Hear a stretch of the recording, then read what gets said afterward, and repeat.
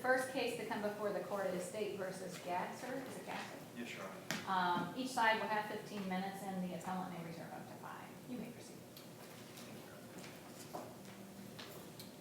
Thank you, Your Honor. I would like to reserve 5 minutes for rebuttal. That's fine. May it please the court, this argument has to do with the fact that there was insufficient evidence to convict the defendant of this charge. Counsel, would you mind introducing yourself? Because we're recording it as well as it's just good practice. Of course, Your Honor. My name is Jeremy Samuels. I represent the appellant, Scott Gasser. Thank you. No problem. Your Honor, may it please the court. The issue of this case is the fact that there was insufficient evidence to convict the appellant of this charge of tampering with evidence. The jury lost its way in regards to making their decision. Evidence was allowed in that was both irrelevant and highly prejudicial, and that the lower court made an error in affirming or overruling the motion to suppress that was filed. Regarding the facts of this case, clearly show that there wasn't enough evidence to convict with the charge, Your Honor. In regards to the tampering with evidence case, there was not enough, nothing was shown that the defendant knew that there was any investigation going on until well after his stop had actually occurred, Your Honor. The facts had shown that the actual officer who pulled my client over had followed the car for well over a mile without turning on his lights, Your Honor. The stop initially enacted was simply a traffic stop, Your Honor. It was not done through the fact that there was perhaps suspicion of drug-related activities. It was simply due to the stop, and the stop was investigated. My client would legitimately not have known that there was investigation for drugs or possession of drugs until the actual dog sniff had actually occurred. Well, to that point,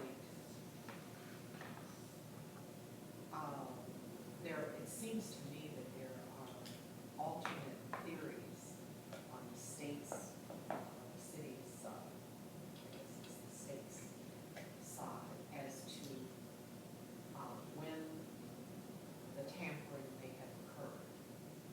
And one theory is, that the jury could have adopted, was that it occurred during the time when your client was being followed in a vehicle.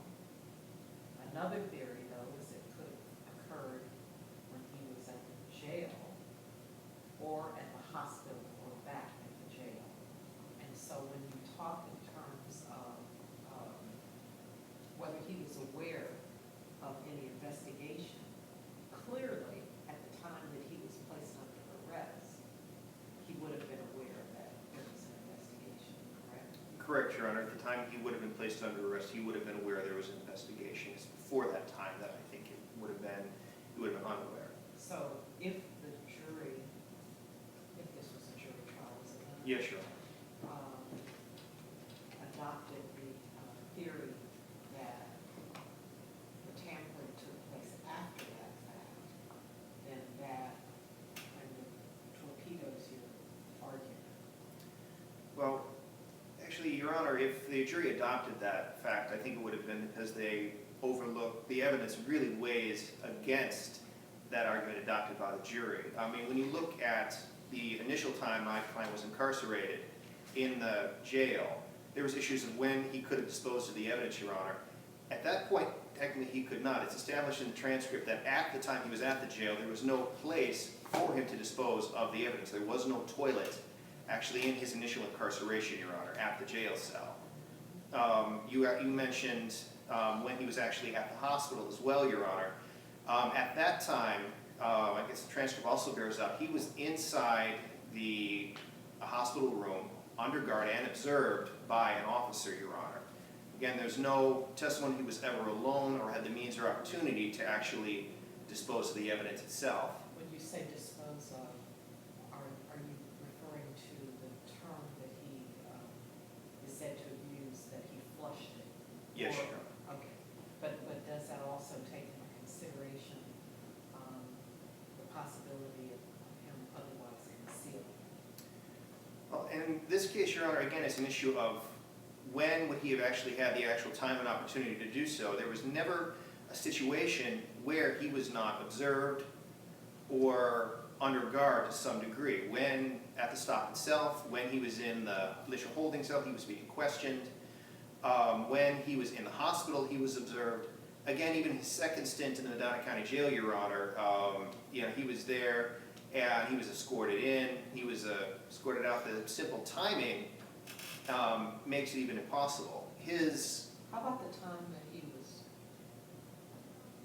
returned to the jail and was placed in a cell that had plumbing? Your Honor, he was placed in the cell that had plumbing, but it's very clear that, I think from the transcript, that there were offers in and around that general area, that he was to a degree, if he was to a degree observed, at least if a deputy was not in there looking at him directly, they could easily hear what was going on, observe what was going on.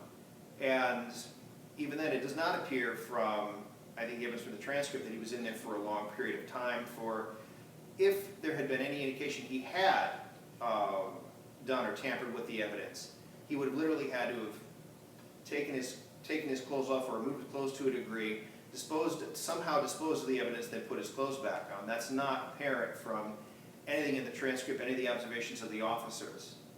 During that period of time, I think he was placed in there a second time, then period thereafter, then he made his statements about flushing the evidence, which were self-contradictory, Your Honor.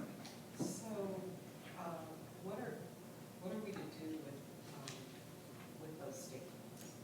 That, the jury instructions that court gives, tell the jury that it's up to you to believe all or any part of the testimony of any witness. And so where you have an individual who says, I had it, I flushed it, I got rid of it, how is that A, insufficient, B, against the manifest weight, where your client says pretty much incriminates himself? Well, Your Honor, the way to look at it is this. For one thing that I think is very clear, in fact it was the unspoken element in this case, heroin was consumed. My client was very likely under the influence of heroin throughout this entire proceeding. Secondly, if you take his argument as a whole... You mean while he was at the jail? In custody? While he was in custody, the evidence established at the trial said that heroin was taken and snorted just before this entire sequence of events, Your Honor. That was established through the testimony of one of the witnesses. It's very likely that he was actually intoxicated or under the influence of heroin throughout the entirety of the proceedings, Your Honor. Is that kind of a diminished capacity argument, that he didn't know what he was saying? Because it sounds like from reading the brief that he had the awareness when, and I don't know if the deputy sheriffs did this on purpose, but, to parade the co-defendants in front of him like you see on television so that he knows they're getting out. And, they say that he's saying that they're snitches and, all of that. It just seems like his words really kind of deep sixed him. Well, Your Honor, I think the words really don't match up against the reality, of what his physical situation was. I mean, if someone says, oh, I opened this door, and so you say that incriminates him, well, if the fact he couldn't have actually opened the door was locked, then his words don't mean anything. The words are simply wind. And here, Your Honor, his actual statements, his words were, I flushed 3 times, an expletive, and, those 3 times, that statement alone contradicts itself. It makes no sense. As I stated in the brief, what 3 times could he have been referring to? The time at his first stint when he was being pulled over. There's a testimony that there were no hands near the windows. His first time in the jail, there was no place he could have disposed of it. There was nothing to flush with. His time in the hospital, he was under guard. Again, no evidence there was anything to flush with. Now then we have his time at his second stint And in many ways, that's refuted by the claim, I flushed 3 times. It makes no sense. Had he stated, you know, I just flushed, or had he stated something there, which would put the timeline as to where he was then I think that would be. I'm sorry, I don't mean to interrupt, but unless he meant that to say, he stated he flushed it, he stated he flushed it 3 times. He's already told you 3 times he flushed it. This is the 3rd time I've told you I flushed it. Depends on how you read it, isn't it? I disagree, Your Honor. I think in many ways that was his statement of, I think when he was angry, he was making a statement. I think he was trying to, in essence, be obstinate, I think would be the best term, how his behavior was. I mean, when he says 3 times, he did make statements that he had flushed it before, or disposed of it. He made his first statement the first time he was being held. He made his second statement when he was at the actual jail, and then at the hospital, I should say, and then this time at the jail was his 3rd time. I flushed 3 times, well, that makes no sense. You couldn't have actually flushed or disposed the prior 2 times. So now you're making something you're stating a claim that makes no sense. Except I already said it twice. This is the 3rd time I said I flushed it 3 times. Counsel, you're in your rebuttal time to say that. Yes, Your Honor. It's up to you. Yes, Your Honor, I would like to reserve the vote. Thank you. Okay, thank you. We'll hear from the state. Good morning. Morning. My name is James Price. I'm Assistant Prosecuting Attorney for Medina County. And with respect to the first assignment of error, I think the first and second assignments are related, because I think what most convinced the jury, I can't tell for sure, but what seems most convincing to me is Mr. Gasser's behavior at the hospital, his conduct, his combativeness, his threatening behavior at the hospital, and refusal to allow hospital staff to execute the warrant to search him. I think his behavior there could have demonstrated to the jury reasonably that he was in possession of drugs at that point in time. And at that point in time, when he was taken in, he prevented them from executing the warrant, which goes to the second assignment of error in terms of the obstruction. What are we gonna hear, what are we gonna read in the record about, what happened there? What happened At the hospital? Yeah, that the hospital staff would refuse to execute the warrant. I have the same question, Your Honor, because I don't think it's in the record. I think the primary record of the incidents at the hospital, I believe, came from Deputy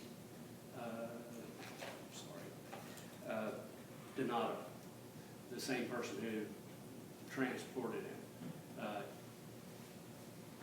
There wasn't much in either brief about it, other than the hospital staff refused, because he was, I thought when you said that that's what the jury likely relied on, that you. I read the brief myself. I read the briefs too. That's pretty much, I didn't write them. I read them though, and from the testimony and the transcript, what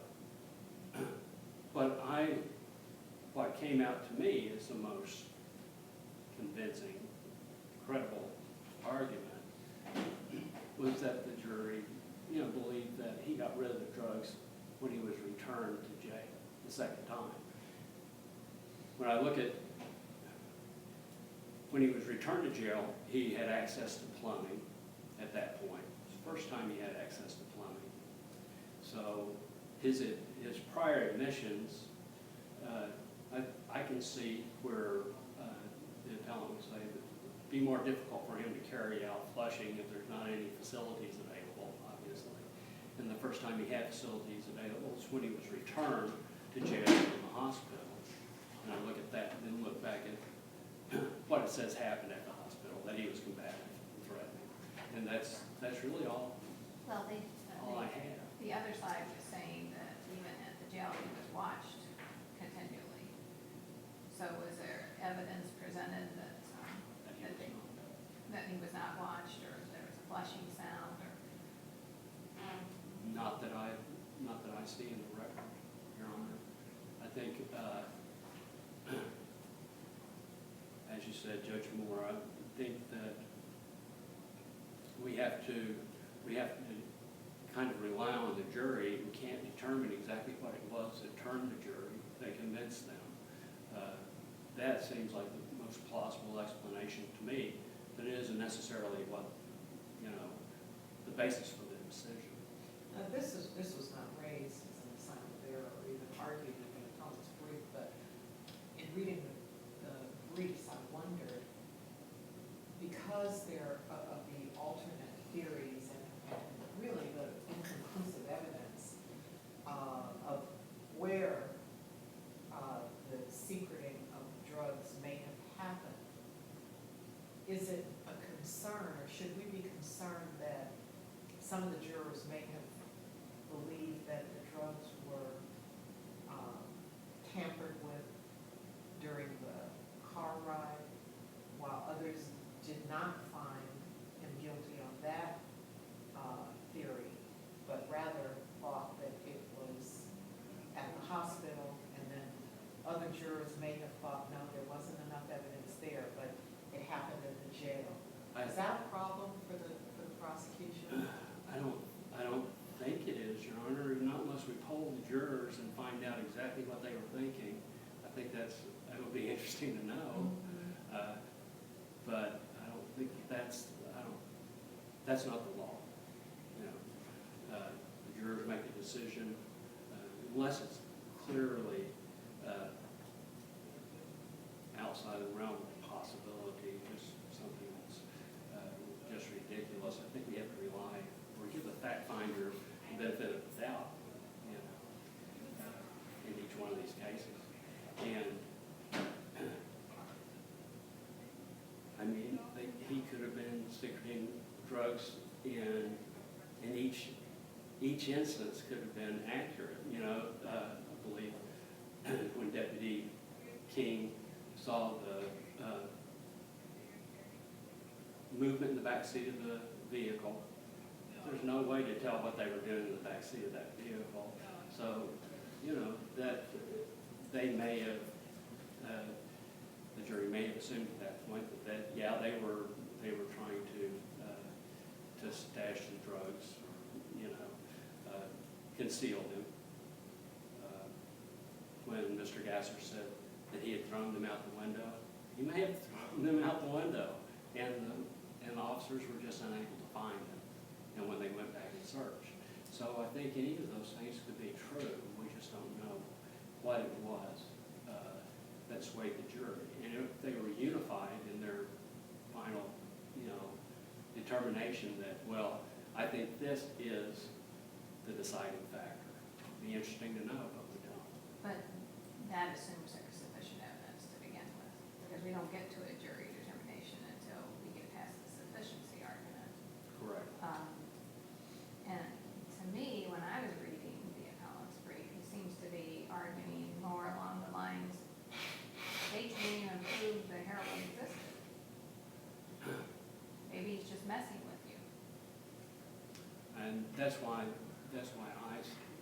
from my perspective, and I think that the fact that he was combative at the hospital and obstructed the execution of the warrant, combined with his having access to plumbing afterwards, is sufficient for the jury to have determined that he was tampering with evidence.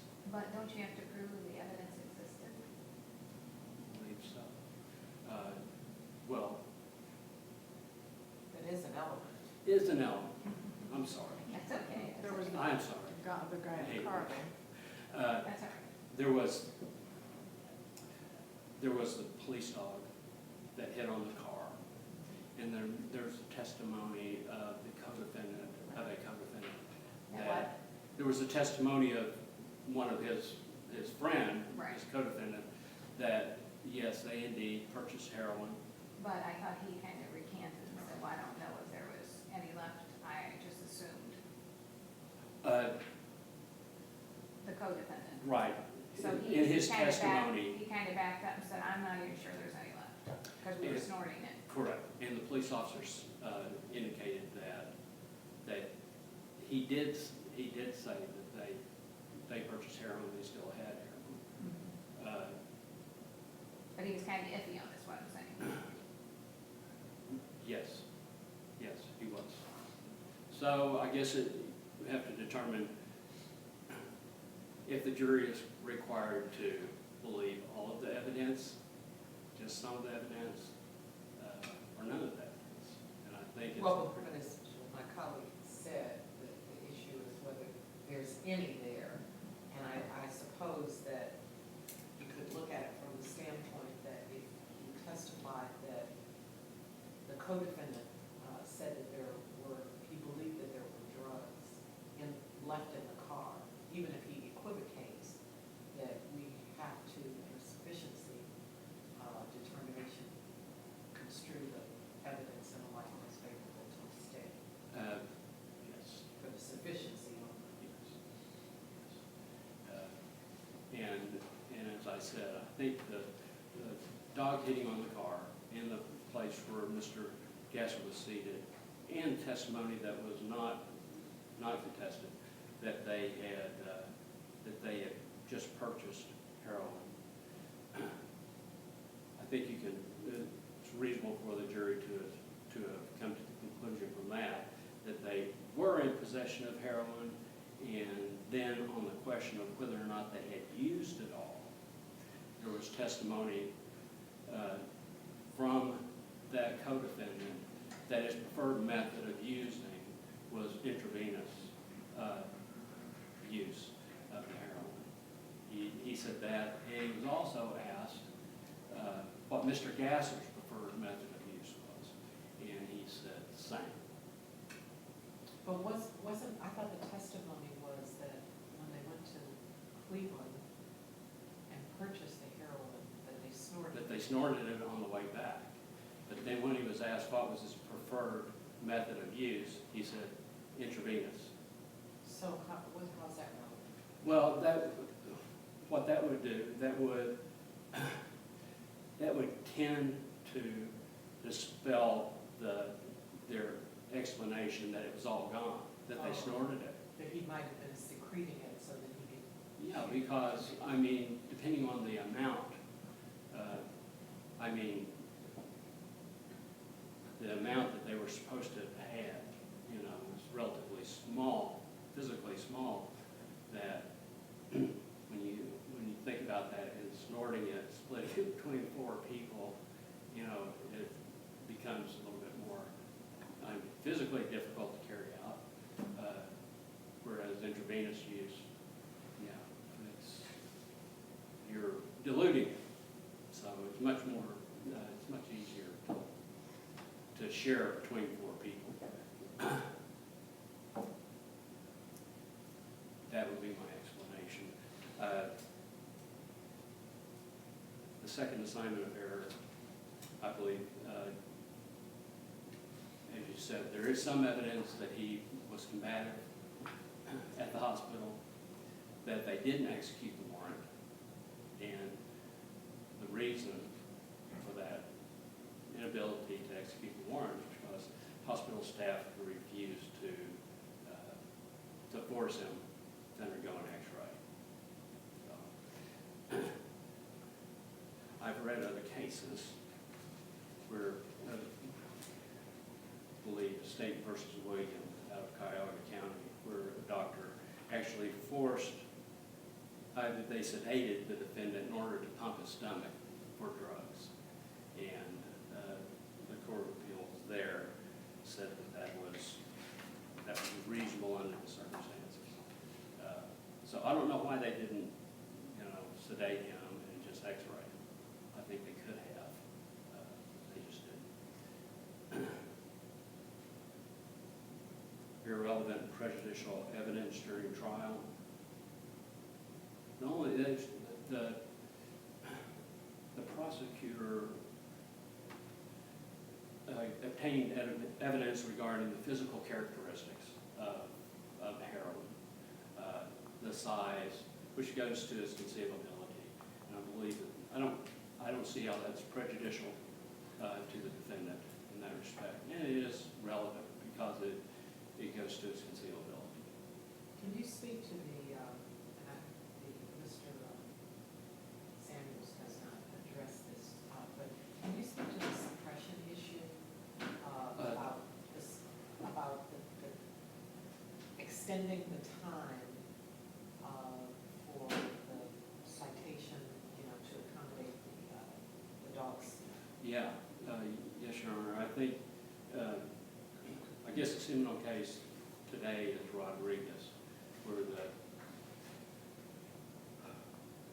where the stop was extended beyond the time period required in order for the officer to complete the business of the original stop. Since then, this court, and I believe other courts in Ohio, have found that as long as that stop is not extended beyond what would normally be required in order to complete the mission that the officer had originally made the stop for, that that is not a breach of someone's constitutional rights. In this case, I believe, in this case, that Officer King walked the dog around the car while the other officer was still running the identification of the occupants. So it didn't unreasonably prolong that period of time that was required. Thank you, counsel. Thank you.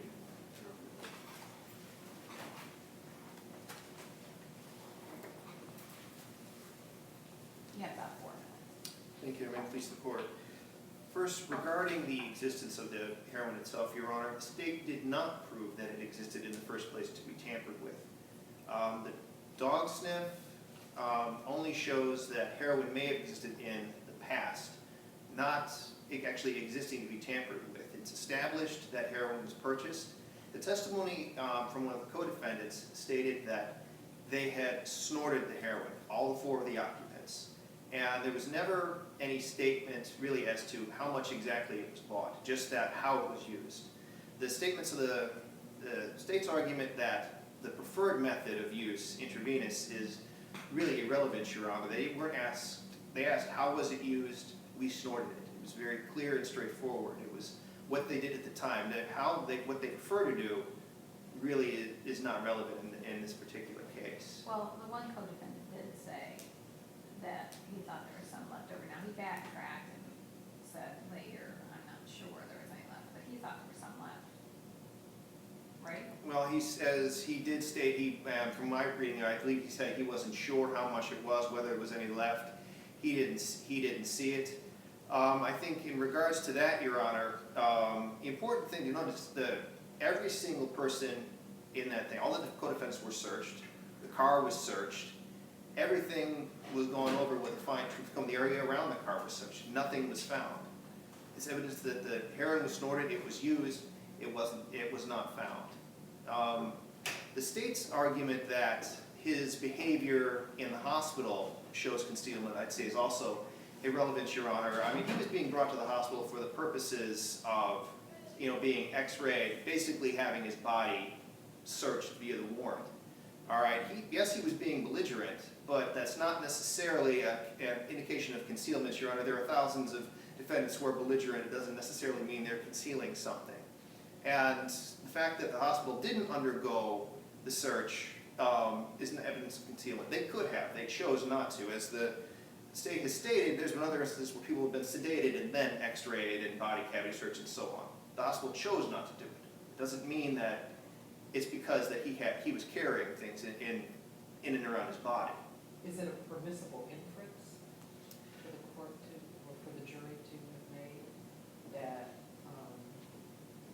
one of the reasons why he may have been so belligerent was because he had some similar to the inference that, you know, if a suspect flees, that, you know, the jury or the court fact finder can infer a belief of his or her own guilt.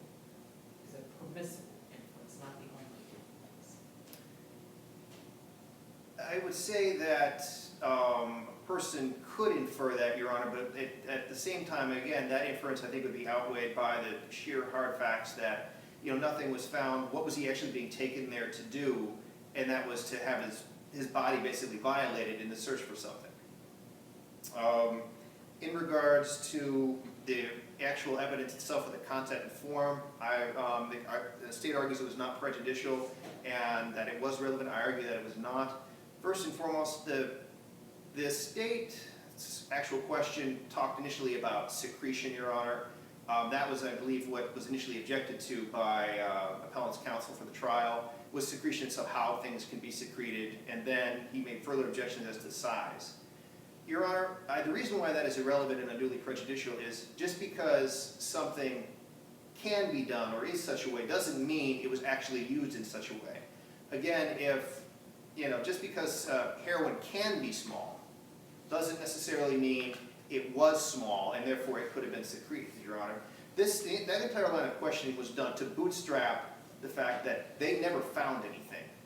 All right, their argument was, well, because we couldn't find it, it must have been simply too hard for us to find, therefore it must have been secreted. Not that we couldn't find it because it simply did not exist. And counsel, you're out of time. Thank you. Thank you very much. Thank you both for your arguments to the court. The court will take the matter under advisement and will issue a written opinion that will be sent to both sides as well as will release on our website electronically. Thank you. Thank you, Your Honor. Hope you have a good day.